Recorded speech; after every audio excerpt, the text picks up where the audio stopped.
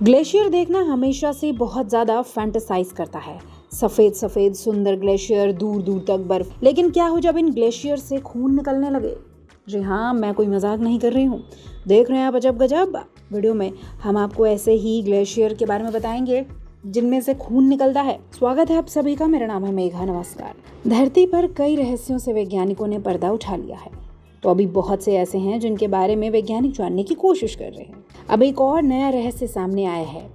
दरअसल अंटार्कटिका में एक ग्लेशियर है जिसमें से खून का झरना बह रहा है। पूर्वी अंटार्कटिका के विक्टोरिया लैंड पर टेलर नाम का एक ग्लेशियर है, जहां पर खोजकर्ताओं ने पाया कि वहां पर खून बह रहा था। ग्लेशियर के अंदर से खूनी झरना बहता दिखा गया और वैज्ञानिक इसे देखकर खुद हैरान हो गए थे। इतना ही नहीं, ये कोई आज की बात नहीं है। कई दशकों से इस ग्लेशियर में से खून बह रहा है। बताया जाता है टेलर ग्लेशियर से खून का झरना कई दशकों से यूं ही बह रहा है। इस खूनी झरने को देखकर विशेषज्ञ, साइंटिस्ट सभी परेशान हैं। साथ ही वो आशंका जता रहे हैं कि इसके नीचे दूसरी दुनिया के जीव हो सकते हैं। हालांकि अब वैज्ञानिकों ने ग्लेशियर से खून क्यों बह रहा है, इसकी वजह पता लगा ली है। आज आपको यही बताएंगे कि वैज्ञानिक इसके बारे में क्या कहते हैं। जॉन हॉपकिंस यूनिवर्सिटी के वैज्ञानिक केन लीवी का कहना है कि ये माइक्रोस्कोप की तस्वीरों को देखकर वो हैरान रह गए।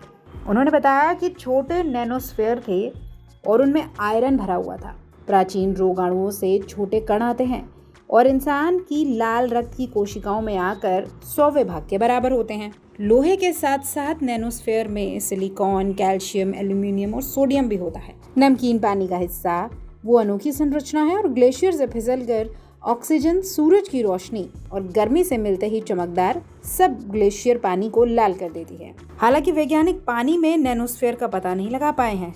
उनका मानना है कि कुछ खनिज खूनी पानी की वजह से हैं, लेकिन नैनोस्फेयर को खनिज नहीं माना जाता। ग्लेशियर से बहने वाले खूनी झरने के पानी का स्वाद जब चखा गया तो वो नमकीन निकला, जो एक बेहद प्राचीन इकोसिस्टम का हिस्सा है।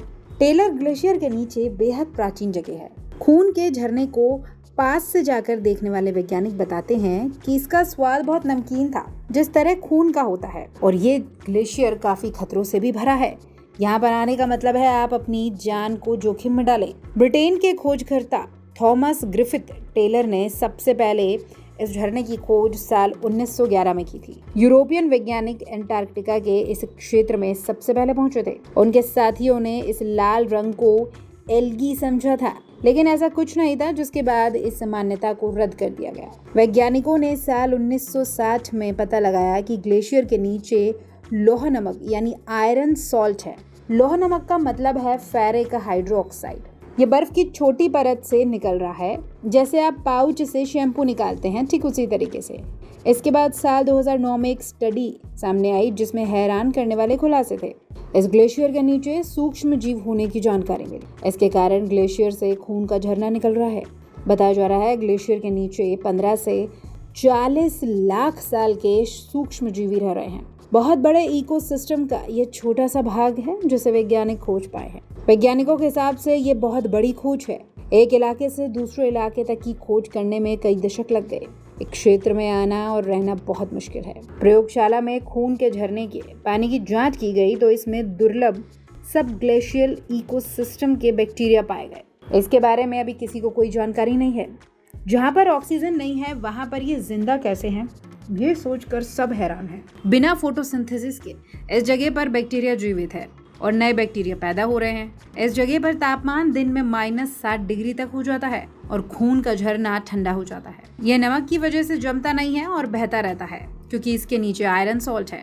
नमक नहीं होता तो ये कब का जम गया होता। वैज्ञानिकों के लिए अभी भी ये रहस्य है कि आखिर खून के झरने पर अंदर से कौन दबाव डाल रहा है। इस प्रेशर की वजह से ग्लेशियर से खूनी झरना बाहर निकल रहा है।